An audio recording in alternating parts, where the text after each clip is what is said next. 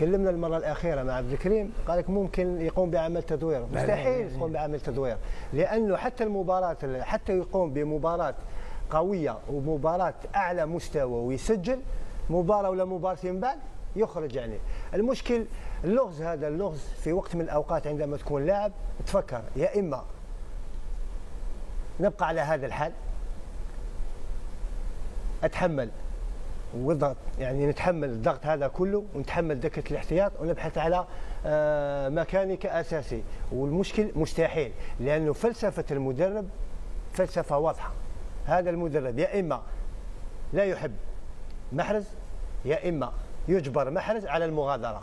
عندك حلين في هذه، يا اما تلعب ويعطيك حقك كلاعب ويحترمك كلاعب، لان صحيح انا اتفق معك يا عبد الكريم، لو جاء محرز لو كان بتصرفات غير اخلاقيه وبتصرفات اخرى ممكن كان يلعب اليوم وممكن لا، وممكن يغادر بسرعه، ولكن الى غايه اليوم رغم كل المشاكل ورغم بقائه في الدكه ابقى محترم باخلاقه وبادابه. في كره القدم في بعض الاحيان لا، في بعض الاحيان لا، لازم ما تكونش بهذا الهدوء، ولازم تكون صحيح محترم باخلاقك، محترم. يعني كره القدم في الملعب شيء اخر، لازم يتكلم، ولكن هذه هي طريقه محرز.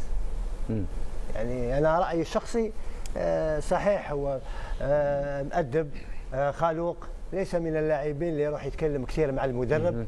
عندما تشوفه يحب كرة القدم يبحث إلى على اللعب، ولكن في هذه الحالة يتكلم للصحافة، في هذه الحالة هذه الألغاز وهذه العنصرية وهذه كلش عندها حل واحد: نغادر إلى مكان أينما أرتاح. لأن الواحد كلاعب عندما يكون كلاعب حتى ولو يكون يعني فيه أموال، حتى ولو تكون يعني في نادي غير مرتاح، عندما تكون في نادي آخر مرتاح معنويا، مرتاح يعني في ذهنك، تعطي اداء. محرز حتى ولو المباراه الاخيره صحيح نتكلم، يقول لك بعض الناس صحيح اليوم السيتي ادى مباراه قويه، اتفق، السيتي كان افضل ما بين افضل مباريات السيتي، ولو كان محرز اساسي راح تكون ايضا افضل، ولكن ممكن افضل واحسن. لماذا نهار كان لعب وسجل 3 اهداف وكان افضل لماذا لم يكون اساسي؟ هاي علامه استفهام. ولكن قلت لك باش يعني تحل هذا اللغز عنده حل واحد: المغادرة. لكن قبل المغادرة في خطوات أخرى.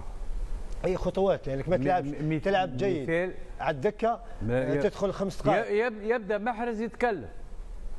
ها؟ ما سمعناش محرز. وهذا يعود الى محرز، وهذا يعود الى اللاعب. يبدي امتعاض حتى، يعني حتى في شكله احنا مش عايزينه يخرج عن النص، ولكن يوصل الرساله. يوصل الرساله للاعلام كما ذكرت، للاعلام بطريقه بحديثه مع الاداره، لانه الاسبوع ده تحديدا اثبت بما لا يدعو مجالا للشك انه العلاقه بين جوارديولا ورياض محرز وصلت لطريق مسدود. لما فتره البوكسنج داي التدويري يلف على جميع اللعيبه ما عدا رياض محرز، يبقى معناها انه في خلاص وصلت لطريق مسدود. لما يكون السيتي غايب عنه 6 لاعبين بسبب كورونا في فتره البوكسنج داي وبرضه رياض محرز ما يلعبش، يبقى ده معناه ان هو اعتمد على كل اللعيبه وبحث عن كل اللعيبه واشرك كل اللعيبه ما عدا رياض محرز، يبقى رياض محرز في اخر اهتمامات بيب جوارديولا.